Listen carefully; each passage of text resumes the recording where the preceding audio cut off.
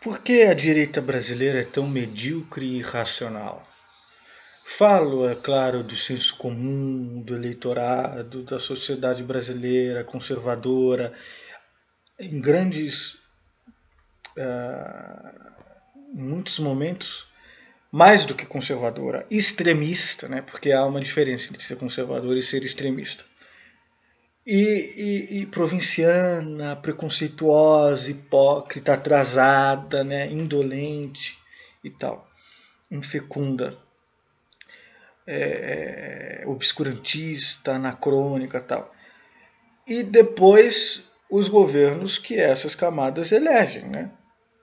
Manipulada, né? Uma pobre de direita, sem consciência de classe, e classe média manipulada pela elite do atraso, né?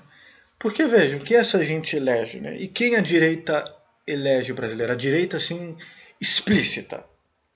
Não é nem centro-direita, muito menos esquerda ou centro-esquerda. E muito menos um governo de centro, como seria Juscelino Kubitschek. Tinha um desenvolvimentismo e aquela tradição mineira, né, de conversar com ambos os polos. Não, é direita. Jânio Quadros, Vassourinha, né? Vassourinha, varre, varre, Vassourinha para varrer corrupção, né? Tinha até o jingle. O Collor, a mesma coisa, o caçador de marajás. E agora o Bolsonaro também, né? 30 anos de Congresso, no PP do Maluf, depois mudou de partido, mas o partido mais citado da Lava Jato, e do Maluf, que foi bandido, né? E agora cheio de casos de laranjas e corrupção dos filhos e dele próprio, que também lavou dinheiro da JBS e faz parte de um sistema corrupto, é contra a corrupção. Não é ridículo, não é irracional e não é medíocre? E ao mesmo tempo o extremismo dele, apologista da ditadura, da tortura, e isso faz ser mais terrível do que Collor e Jânio Quadros. E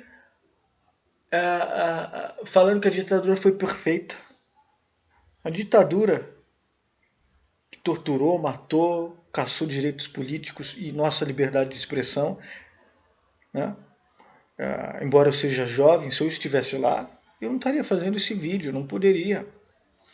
E aí, depois houve a abertura política, mas mesmo assim, casos de corrupção da ditadura, Coroa Brastel, KPM, Projeto Jari,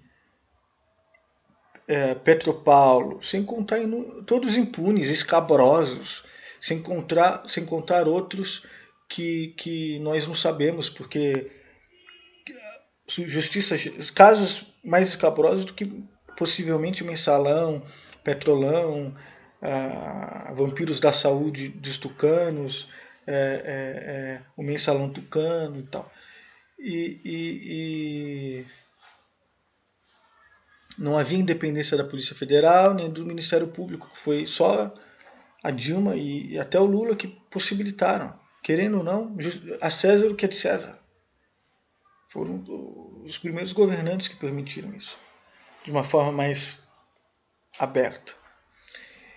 Veja que o FHC, que era de centro-direita, no governo dele, o Procurador-Geral da República era engavetador-geral da República. E até hoje, os tucanos têm um conluio assim muito forte com o judiciário.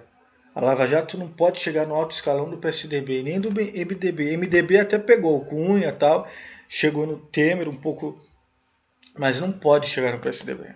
Incrível isso. Como o PSDB tem conluio com o sistema financeiro e judiciário. Agora, essa direita medíocre e irracional, ela que vota, né, população brasileira, esses setores na população brasileira. E até a grande camada, que não é nazifascista, né? 57 milhões apertaram 17 Bolsonaro, não são nazifascistas. Mas há uma grande camada levada assim pela mídia ou pela corrupção e tal. E é aí que vem a direita. O Vassourinha, Jânio Quadros, o caçador de Marajás Collor e o Bolsonaro contra a corrupção, que é um corrupto, né? E que vem isso, e vai melhorar isso, e contra a esquerda. É uma direita irracional, na maior parte das vezes burra, hipócrita, extremista, ultraconservadora, que é difícil de dialogar. Este que é o problema. Não há problema em ser de direita. O problema é que é uma direita irracional, danosa para a política de Estado e para o país, para a economia, para a sociedade, para a política, para a vida, para a democracia e para os valores republicanos. Os três são um desastre. Jânio Quadros renunciando, Collor com impeachment porque piorou a economia por causa dos escândalos dele, e o Bolsonaro que também não vai terminar o mandato e tem ministros assim impossíveis, absurdos, e ele próprio é impossível, absurdo, junto com seus 3 filhos irresponsáveis, impossíveis, absurdos e extremistas também.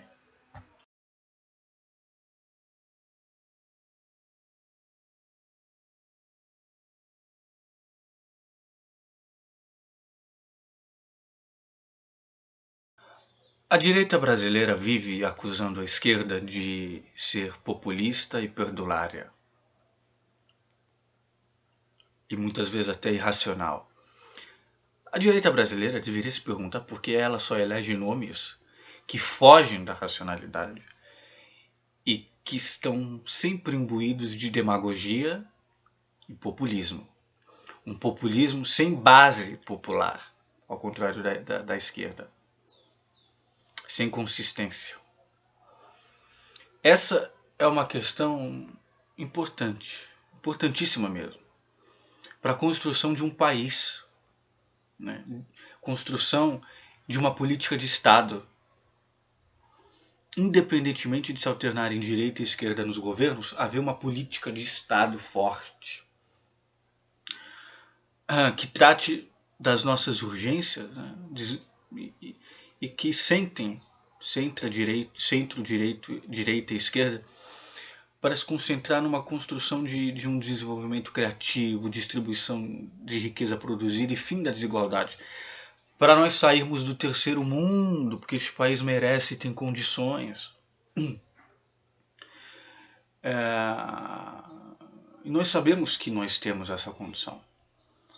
Por que isso não acontece? Porque nós temos uma elite que, mesmo quando é um governo de esquerda, as exigências de esquerda para esses governos, né, que em todas as vezes foram de centro-esquerda, pensando no Lula e na Dilma, sobretudo, essa elite do atraso, ela quer lucro a curto prazo, ao contrário da elite dos Estados Unidos ou da Europa, que querem lucro o quanto antes, mas pensam a médio e longo prazo para o desenvolvimento da nação,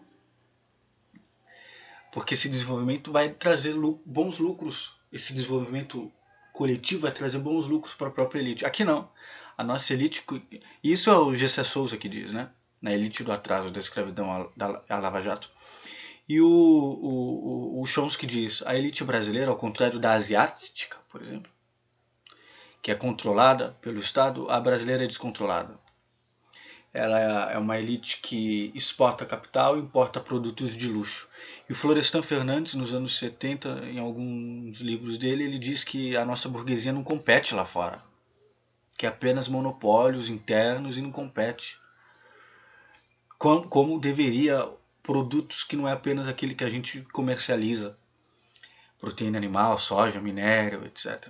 Até manufaturados, e vejam o Odebrecht no mundo inteiro, com ou sem corrupção. Mas o Brasil tem esse atraso. E veja, quando eu falo da direita, nós tivemos 13 eleições livres desde 1945. 10 presidentes eleitos. E 3 foram reeleitos. Né? O Fernando Henrique Cardoso, o Lula e a Dilma. O campo mais à direita elegeu 4 desses presidentes. Todos eles outsiders. O único que foi até o fim do mandato foi o FHC, que na verdade estava à centro-direita e tinha conseguido, junto com o MDB, convencer a direita de que podia dispensar a ditadura e disputar o jogo político.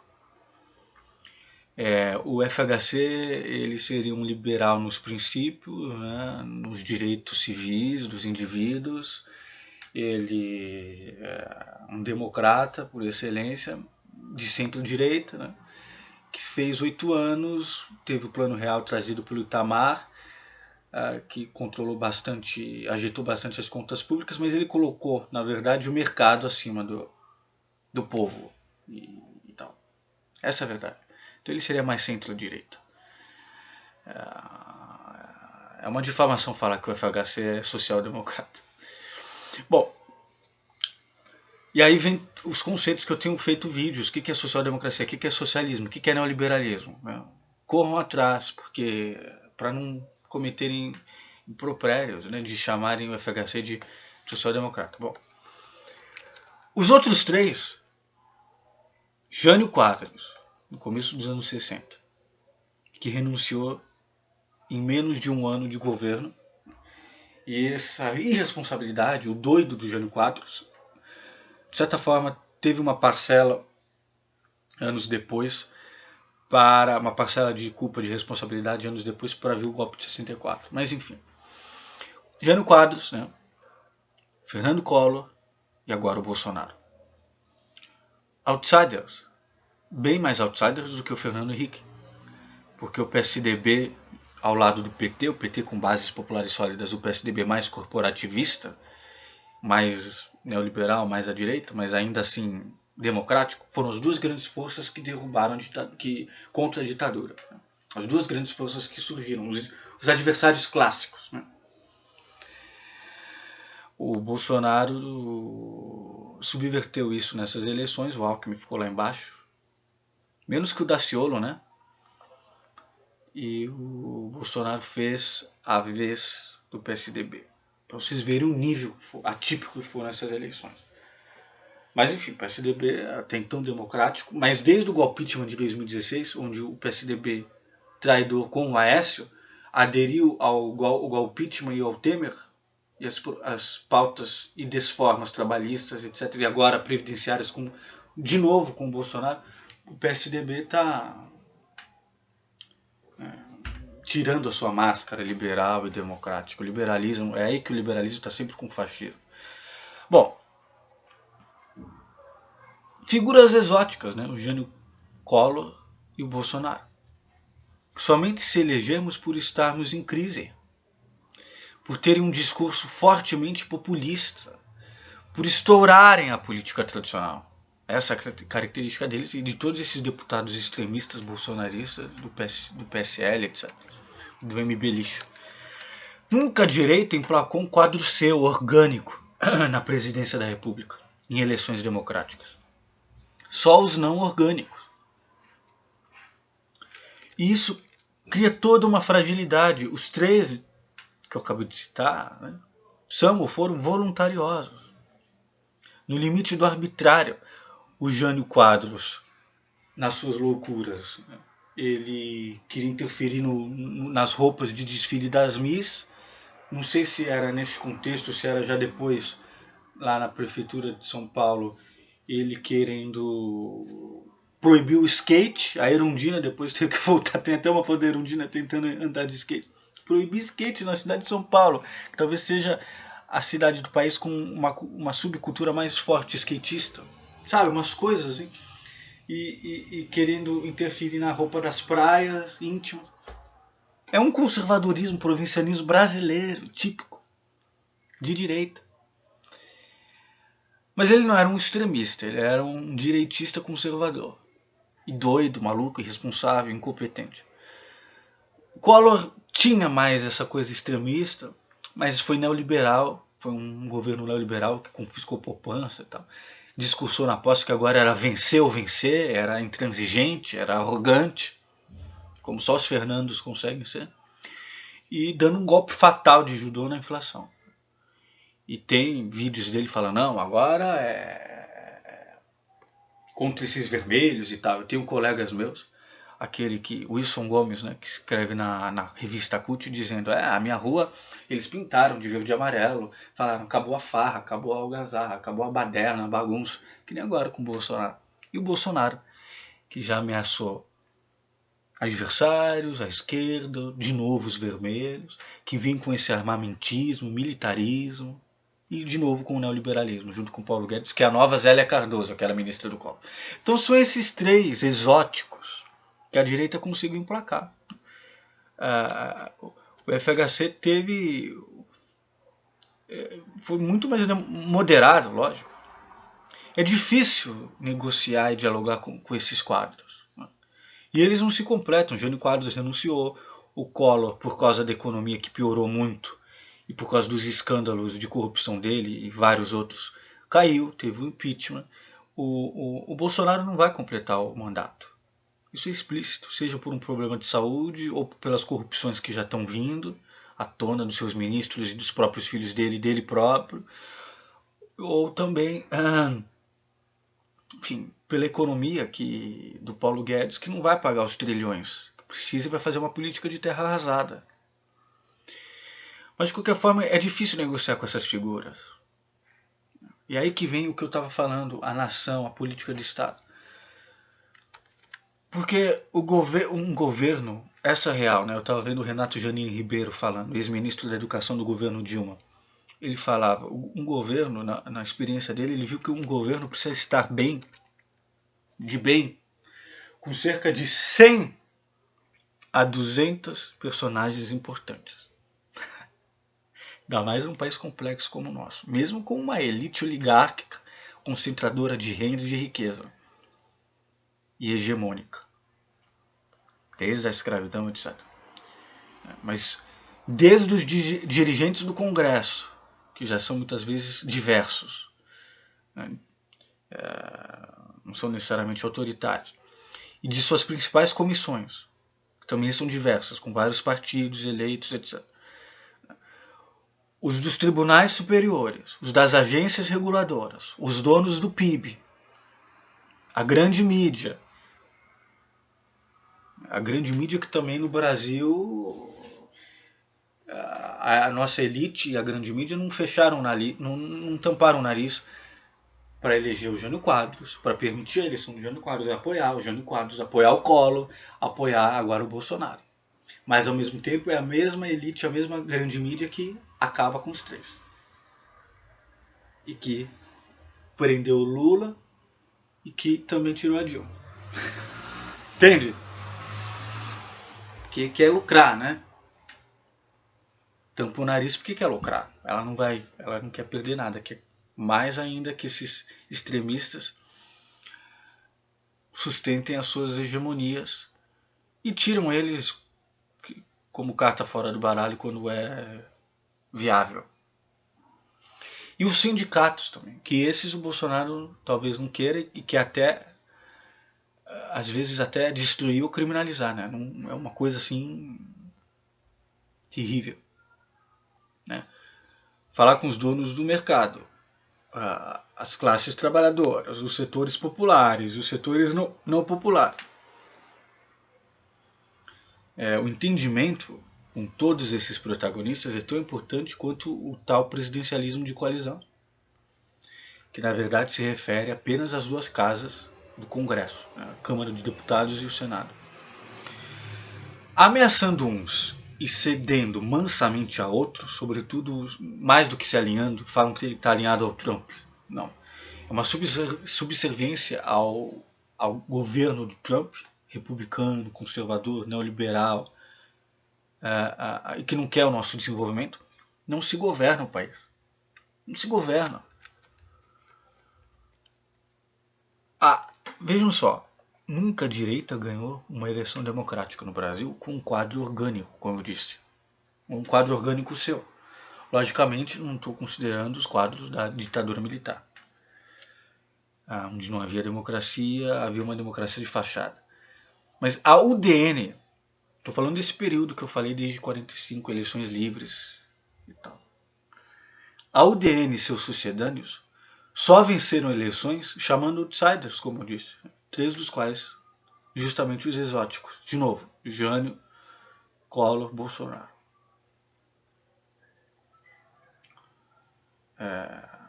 Então, talvez o maior mérito do FHC,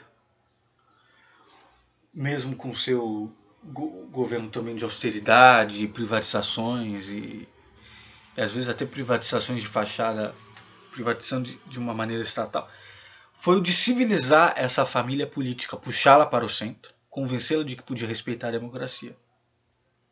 Mas nos outros casos, a vitória foi por apelação, fake news, mentiras, extremismo, líderes demagogos, populistas, a política do nós contra eles e tal.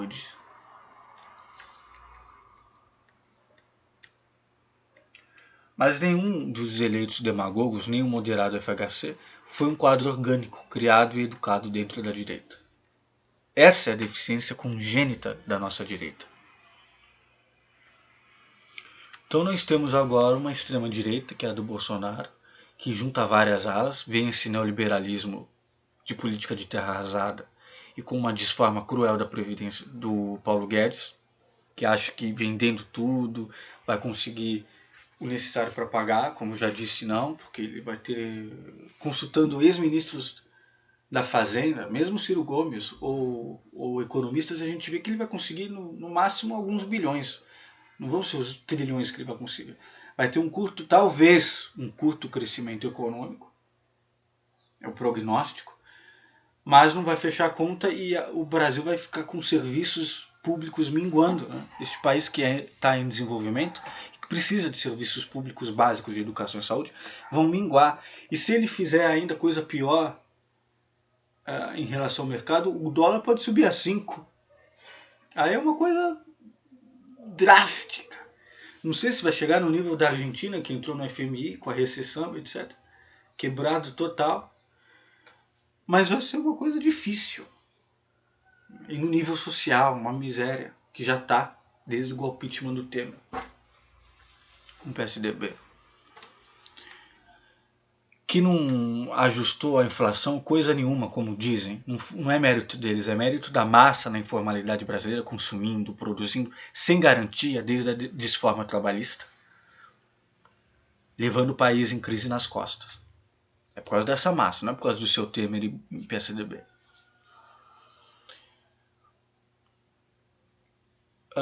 Mas o que vai acontecer com o extremismo do Bolsonaro? Não se governa o país. Ou o Bolsonaro é neutralizado, ou o general Mourão vem para civilizar, não sei. Embora ele também seja um burro de carga. Né? Ele falava, nós somos profissionais da violência. Quando houve a fakeada no Bolsonaro.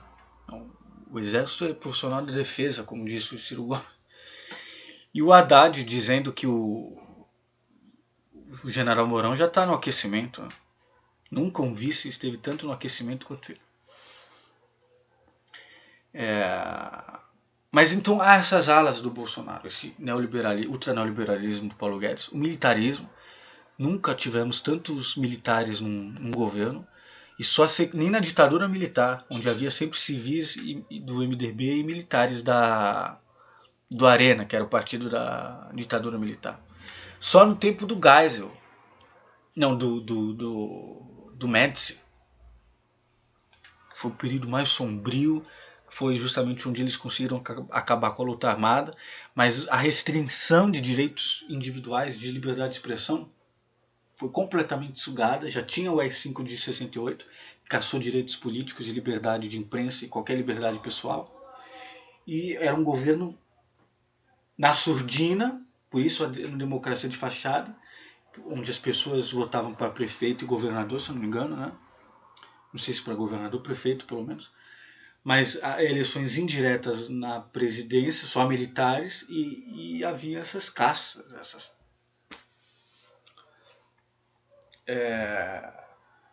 Então há esse militarismo no Bolsonaro. Militares não são mais daquela geração, mas tem a cabeça de 64. O ultraneoliberalismo do Paulo Guedes, o fundamentalismo religioso dessa ministra da Goiaba e afins. E o ministro da Deseducação, que só deu aula em quartel, é o serviçal do Exército e de setores financeiros corporativistas. É também um fundamentalista, Olavete, Olavo de Carvalho descolarizado, um imbecil, nomeou ele. E o chanceler que vê Trump como Deus. Aí depois tem ministro condenado do meio ambiente, que aqui em São Paulo escondeu áreas da bacia do Rio Tietê para favorecer a indústria, fazer turismo ou lucrar em cima do meio ambiente. Foi condenado por isso, quando era secretário do meio ambiente do Alckmin. Então, são incompetentes, aloprados, esse Onyx também, e os filhos corruptos do Bolsonaro, o próprio Bolsonaro, um sujeito sem preparo nenhum de unir as forças nacionais, e sem preparo nenhum para nada. O Collor sabe falar, foi prefeito, governador, você manda alguma coisa, ele saberia escrever um belo texto, e hoje está até moderado, acabou de uma maneira inteligentíssima com essa política externa do Bolsonaro, lá diante do Lindeberg Varese e do Cristóvão Buarque. Vivi para ver isso, o Collor fazer isso. Eu nasci em 93, o Collor já tinha sido impeachmentado, mas eu estudo muito desde a escola. Não sou como bolsonaristas e olavetes que repetem, não passam no Enem, numa FUVEST e tal. E aí culpam a esquerda que está dominando a inteligência e tal, meu Deus.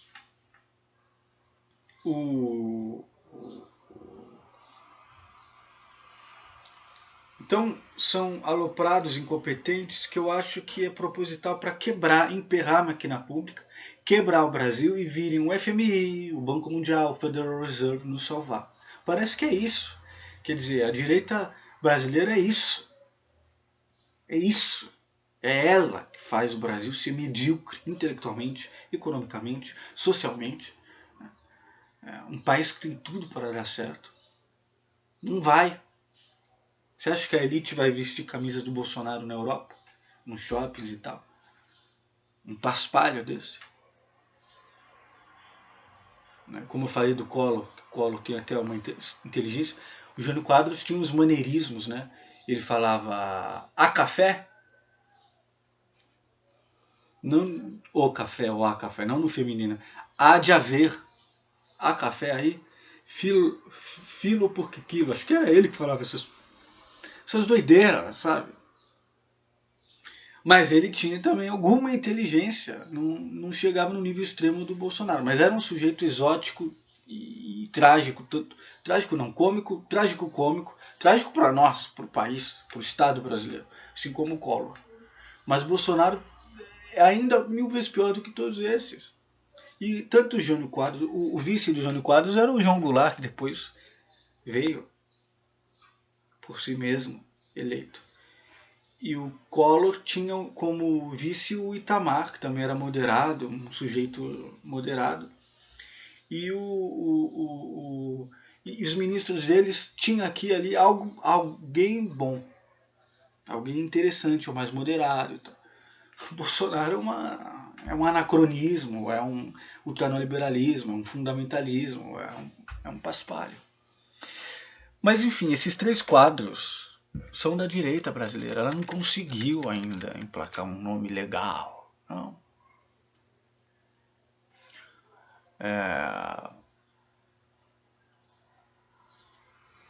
O Collor, ele, no governo, ele assumiu que prometeu que não ia chamar nenhum ex-ministro para seu gabinete. 2 anos depois amarelou e chamou. Vejo o Bolsonaro chamando o Levi. Foi a pior coisa que a Dilma fez. Quem votou na Dilma em 2014, né, reclamou muito do Levi, no Banco. Porque o Levi está à direita.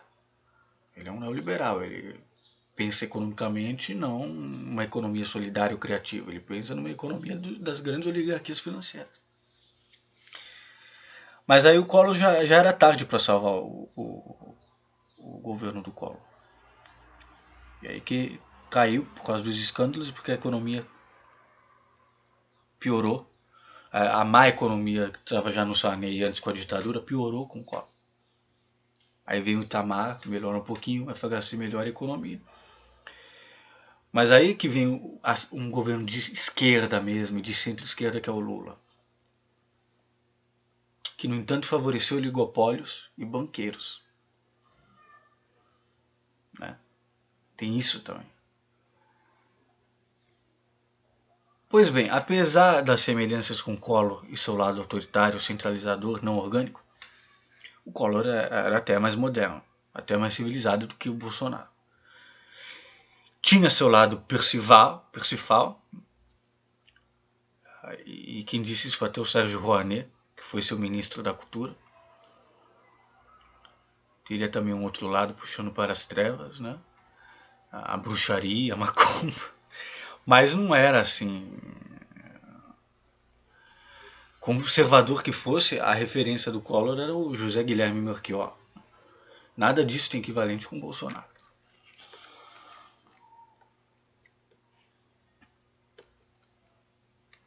E aí tem as relações exteriores, como eu já disse, o próprio Collor, de uma maneira exemplar, rechaçou, que é a relação com o Mercosul, com a China, com os países árabes, com a Europa, com as questões dos Acordo de Paris,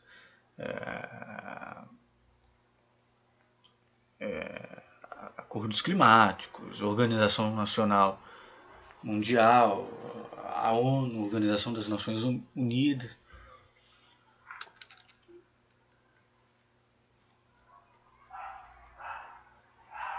E aí vem... veja, o PSDB ele mudou muito desde o golpe de 2016 com o Aécio e eles e já em 2014 com o Aécio, em 2016 com o Temer, Serra, etc. E agora aderindo ao Bolsonaro. Não é mais o PSDB de centro, que tinha Mário Covas, Franco Montoro, Ruth Cardoso, ou de centro-direita que teve Serra e Alckmin, ou mesmo a direita não autoritária, para onde esses dois governadores paulistas migraram na década de 2010. É uma direita mais autoritária, radical. Veja o Dória. As propagandas da TV do Dória é uma coisa assim... Eu fico pasmo como é que voltaram nele. Ele aderindo ao Bolsonaro, é Bolsodória, contra os socialistas. Mas o Dória, ele é marqueteiro, né? Se o Lula tivesse em cima, ele iria aderir ao... Bom,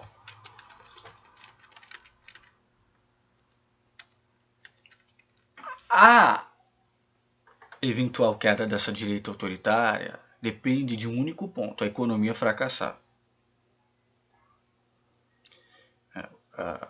Isso, como eu já falei do Paulo Guedes, que aliás, só para trazer mais dados a respeito do ultraneoliberalismo dele, que não vai resolver, é o fato de que ele não sabe da importância da lei orçamentária. Ele foi no Senado e não sabia que o orçamento se faz agora para ano que vem. E já em julho de 2019 se começa a projetar orçamento para 2020 e assim por diante. Ele não sabia disso. Ele quer votar a reforma da Previdência. Ele queria agora que votassem agora para o Bolsonaro não ficar estigmatizado por essa reforma, que vai nos danar.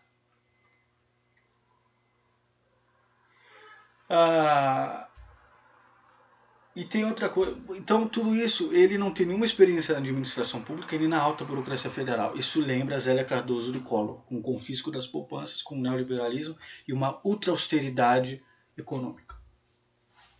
Então, prejudicando essa economia, essa direita autoritária ela vai perdendo crédito. E aí tem também o Sérgio Moro, que eu tinha esquecido, que é o outro super-ministro da Justiça.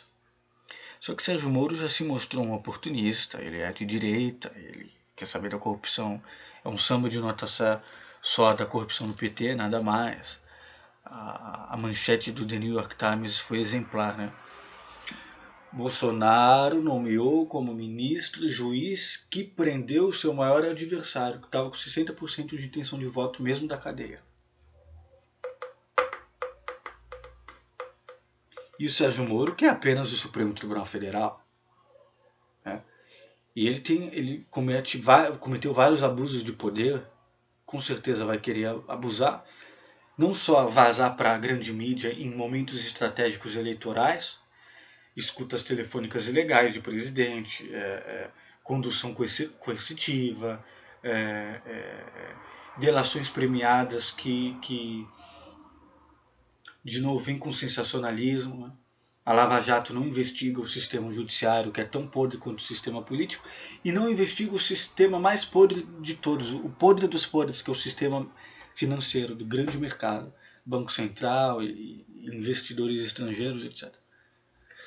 É dócil com esses e fica que nem diz o Gessé Souza, nos aviãozinhos, né? Para desestabilizar a política e se arvorar nela. Foi isso que o Sérgio Moro fez.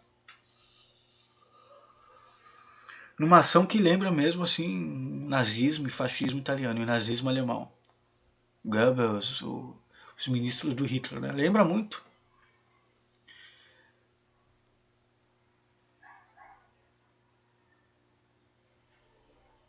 Agora, e a esquerda? A esquerda também tem alguma proposta de social-democracia, estado de bem-estar social, que o Haddad prometia. O Ciro Gomes prometeu sempre uma reforma tributária que tratasse poder de compra, lucros e dividendos para puxar quem está muito em cima para baixo, taxar como as grandes potências fazem, as grandes fortunas, grandes movimentações milionárias e milionárias heranças, puxar quem está muito em cima para baixo e empurrar quem está embaixo para cima. Fazer isso aqui. O PT com Lula e Dilma, com Bolsa Família, tirando do mapa da fome, capitalizando os pobres com políticas públicas, etc. E num desenvolvimento social-democrata, né? O lulismo é social-democrata. O PT fez isso. Houve uma ascensão social, uma inclusão, a nova classe média, diziam, né? Aumentou o poder de compra, uma inclusão nas universidades, em cursos assim de ensino técnico, até filosofia, de negros, pobres, né? Mas fez isso. A reforma tributária que a própria Haddad queria fazer, e bancária, faria isso aqui. Que é o que, para sair do terceiro mundo, nós precisamos começar a fazer isso. Para falar também de uma revolução socialista. Mas isso é o básico. Até para se quer fazer uma revolução, não adianta fazer revolução socialista com revolucionários que não saibam a gestão burocrática do poder. E que, com um país desigual, de extrema pobreza.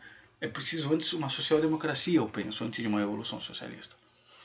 Mas aí, essa seria a ideia da esquerda ideal.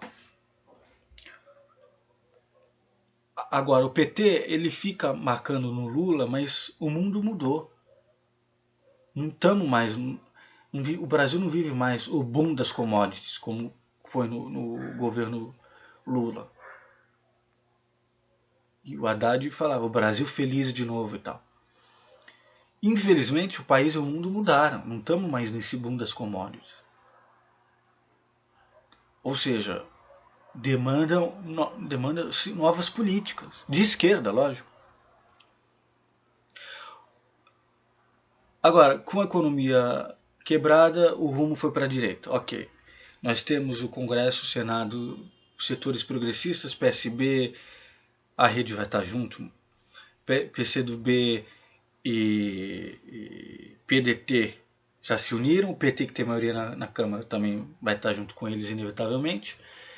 Nós temos grandes movimentos estudantis, históricos, de décadas, a UNE tem quase 100 anos, grandes movimentos estudantis, trabalhistas, sindicatos, CUT, o FJ,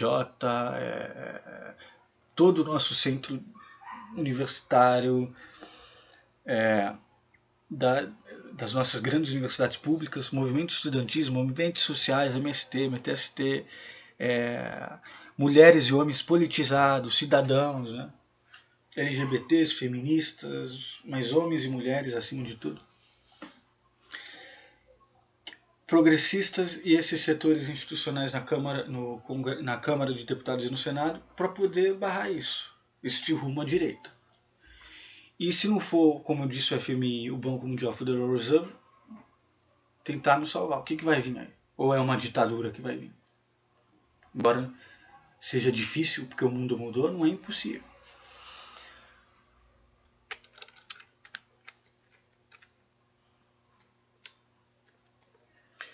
Agora, só para finalizar, é preciso pensar às vezes menos em nomes. É lógico que eu sou Lula livre até o fim, mas por enquanto pensar menos em nomes, em termos construtivistas, para pensar o que a esquerda e os setores progressistas podem fazer, pensar menos em nomes, em vaidades, né?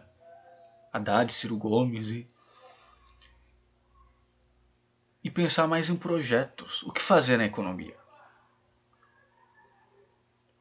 Veja a educação.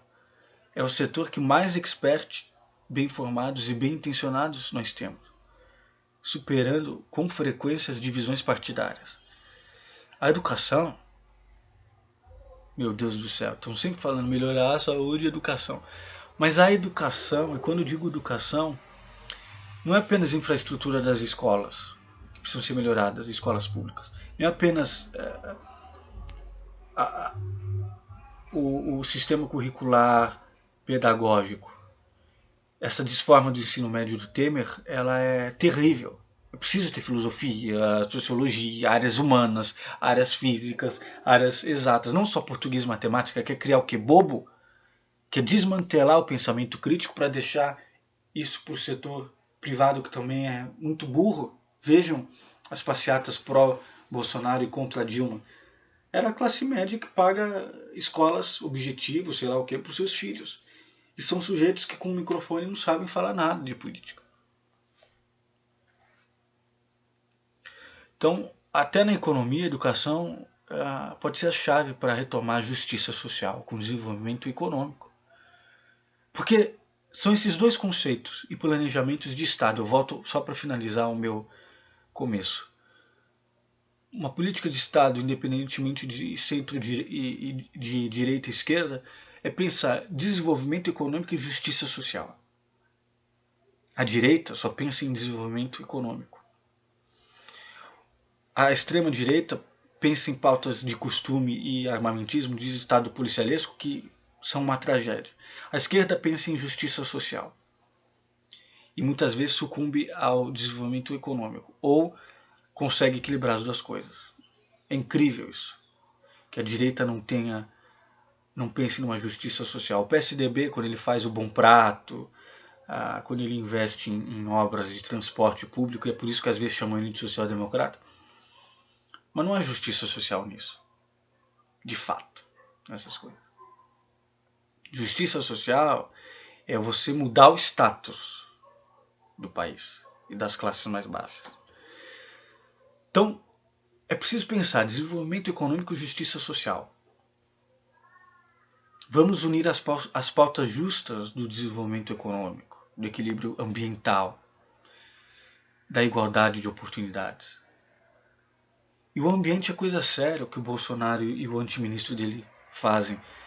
As mineradoras estão de olho nas áreas dos quilombolas e nas áreas indígenas, nas áreas de demarcação. Os ruralistas querem passar por cima das reservas ambientais, ICMBio, o IBAMA. Mas isso vai prejudicar o mercado interno brasileiro em relação ao resto do mundo e vai prejudicar fauna, flora, animais, seres vivos, nós, o país. O país tem tudo, esse país tem tudo. Veja, Chico Mendes foi morto por isso. Tem tudo para ser uma potência ecológica mundial, com toda nossa bruta natureza. E a educação. Se pudermos esquecer um pouco os nomes próprios e procurar os nomes comuns, as ideias em vez dos candidatos, quem sabe conseguimos um arco que reúna o eleitorado do Boulos, até da Marina, e até, quem sabe, parte do eleitorado tucano. Não estou falando dos tucanos, do eleitorado tucano. Junto com esta reforma tributária que o Ciro Gomes reivindica, junto com as conquistas de social-democracia lulistas, e junto com o pensamento democrático do Haddad e com o planejamento que ele tem, porque o Haddad, embora seja péssimo para disputar, ele foi um ótimo prefeito, fez uma transformação urbana em São Paulo, colocou faixa de ônibus, transporte público, abriu Minhocão, Avenida Paulista e outras vias aos domingos, humanizou São Paulo com isso.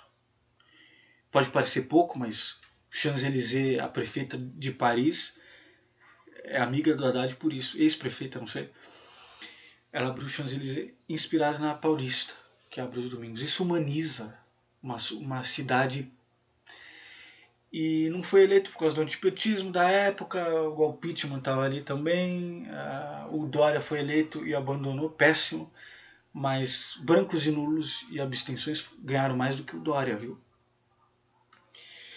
Na prefeitura. E o Haddad, eu vivi toda a gestão Haddad, ele fez políticas inclusivas para trans, para moradores de rua, que foram muito importantes. Pensou na educação e, ao mesmo tempo, teve essa política urbana. Então ele tem uma boa gestão. Então juntar estas ideias, porque eu acho que quem é de esquerda concorda com todas essas ideias. Então vamos pensar nisso, desenvolvimento econômico e justiça social.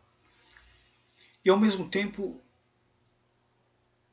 como situar essa direita e essa extrema-direita brasileira, né, que vem dessa tradição, Jânio, Collor e agora Bolsonaro. É algo trágico e é algo que o Brasil não merece. O Brasil merece desenvolvimento econômico, justiça social e ideias criativas, projetos de Estado mais do que de governos que façam jus a essas duas grandes necessidades. No meio disso e jorrando rumos para isso, vem a questão ambiental e vem a educação. É isso por enquanto.